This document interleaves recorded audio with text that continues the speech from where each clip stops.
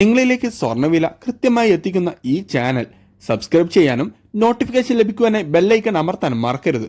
അതുകൂടാതെ നിങ്ങളുടെ ഓരോ ലൈക്കും വിലപ്പെട്ടതാണ്. ലൈക്ക് ചെയ്യാൻ മറക്കരുത് കേട്ടോ.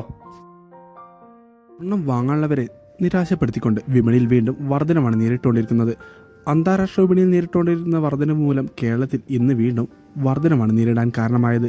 ഇതോടെ ഈ മാസത്തിൽ മാത്രം ഏകദേശം ഒരു പവൻ്റെ മേൽ 3000 രൂപയുടെ മുകളിലാണ് വർധനവ് രേഖപ്പെടുത്തിയത്.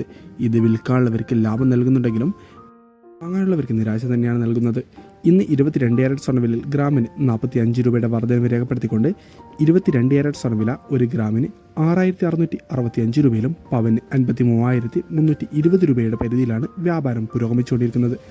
വിപണിയിലെ അപ്ഡേറ്റ്സുകൾക്കും വാർത്തകൾക്കുമായി ചാനൽ സബ്സ്ക്രൈബ് ചെയ്യാൻ മറക്കരുത്. Thanks for watching. Gold price Kerala today.